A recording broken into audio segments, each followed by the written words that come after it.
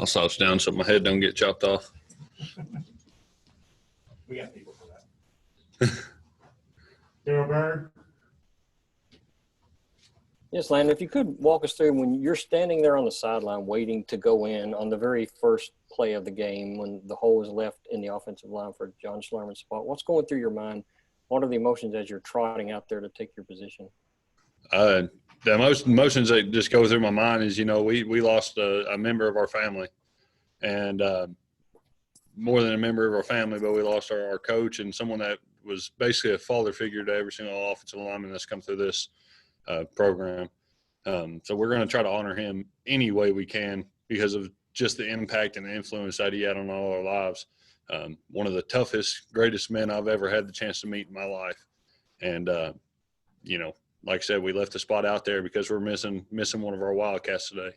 And another thing, just being able to have the opportunity to wear his number was it shows that there's so much bigger than football. It was a blessing for me. It was a blessing that he allowed us to do that before he passed away, and a blessing that his family still wanted to do it, that they were there and they could see that, I want to go out there and play my game elite anyways, but be able to do it for a little extra reason in that day with having that number on me. Do you have any idea whose idea it was to do that at the start of the game? Yes. So I know it was sort of a cumulative effort. I know that the coaches, they definitely wanted to go ahead and take the penalty, have a moment of silence sort of for coach and, show that we were missing a Wildcat.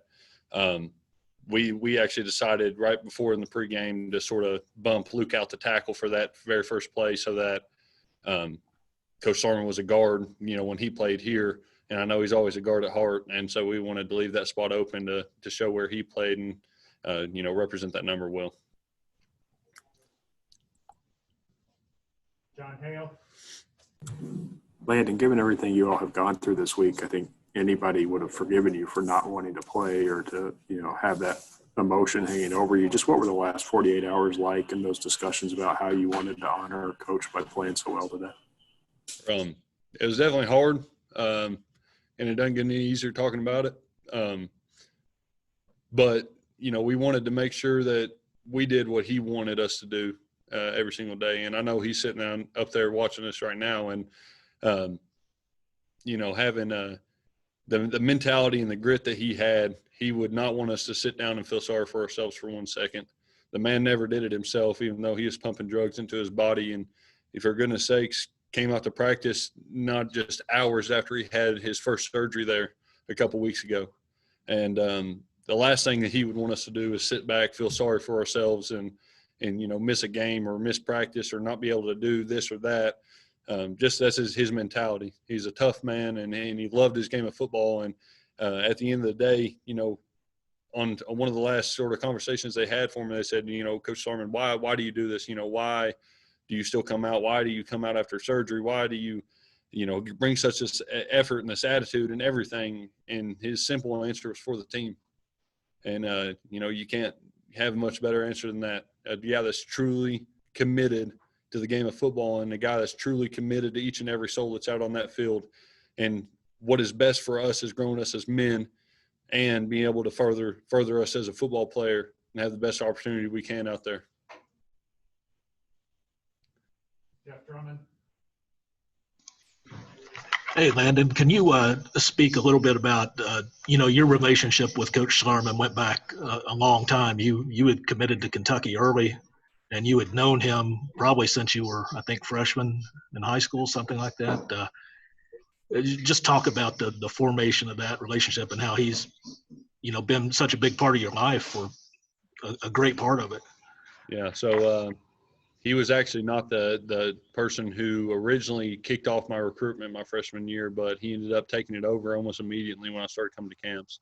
And then so they recruited me. I went to camps, a couple overnight camps, a couple day camps and everything. And with that, we started our relationship there. And like I said, this is year 8 that we had been around each other. And, that's a lot when you talk about a college coach and a recruit. Most guys have a chance to have a relationship with those guys for, 4, maybe 5 years, 6 at the most.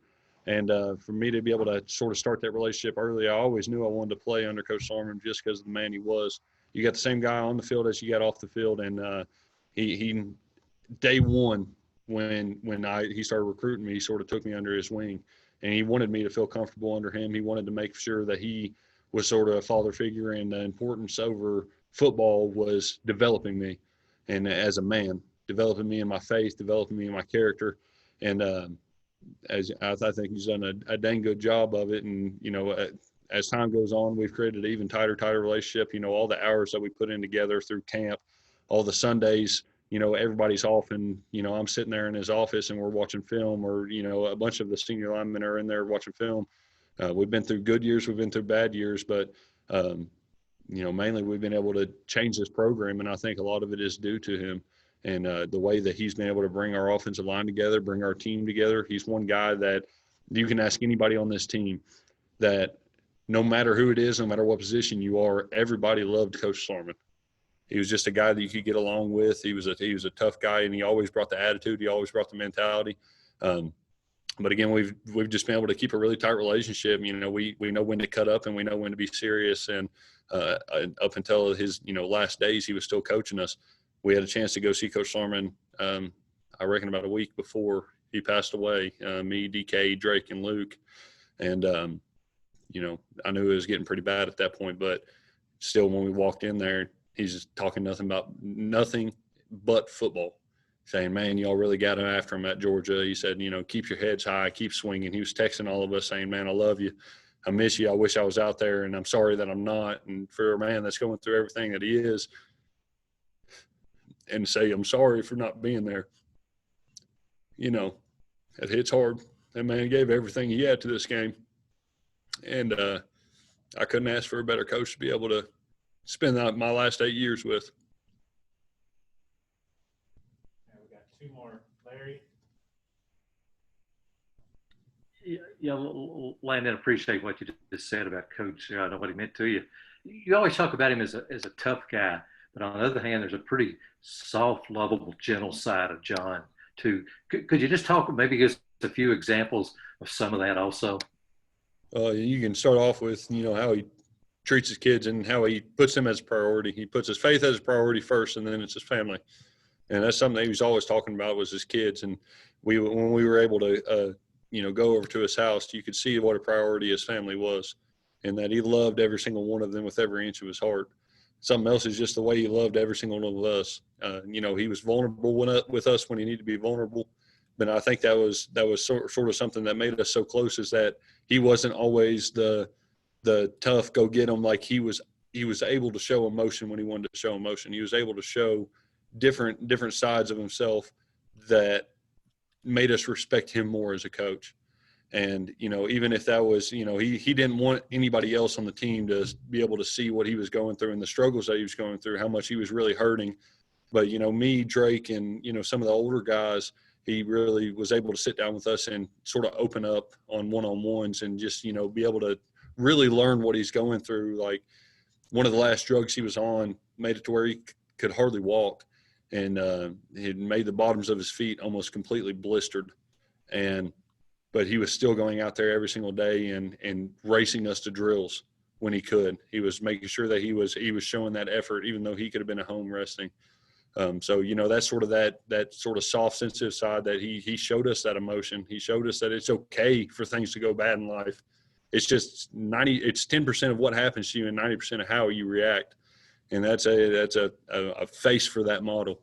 He 100% thought that life was 10%, and that's how he acted. It was 90% of how he reacted to what the situation got put into his life about. All right, we'll wrap up with Mark's story.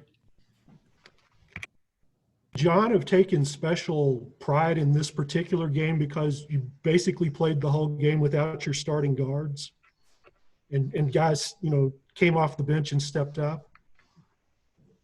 Absolutely. That was, he was definitely looking down on us, and we had a bunch of guys on the team that want to fight for him as well. And some guys, he taught us from day one. When you're a freshman and you come in, one thing that he always told us is that one day your number's going to get called and you do not know when it is. And he tried to correlate that to life, and he got to correlate that to football.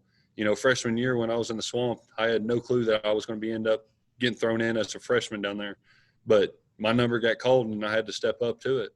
Same thing with Coach Sarman in his life. He didn't know when his number was going to get called to come to heaven and go see our Lord and Savior Jesus Christ. But his number was called, and he was ready. His soul was ready. His heart was ready. And it's, you know, it's selfish for us. We want him down here. But he's not suffering, and he left a great legacy around here. But I was really proud of Quentin Wilson. Quentin came in and right after the first play there and was able to play a really, really good game. I was really proud of him, especially being able to move from center to guard and not really playing the guard position before, even through the time he's been here, but really came out there and was a very dominant force on the offensive line. I felt like had really good movement, had really good plays. But again, I think there's a line of guys behind us that are ready to do that, and they want that chance to be able to go out there and show Coach Sarman looking down on them that, you know, he did a good job coaching us, and that you know, this is the reason that they're going to be able to do what they're going to do. But again, I'm really proud of those young guys, and I think it really gives us a bright look into the future of what this offensive line is going to be. All right, everybody, we appreciate it. We'll see you on Monday for Coach Stoops' normal. Thank you, everybody, and God bless you.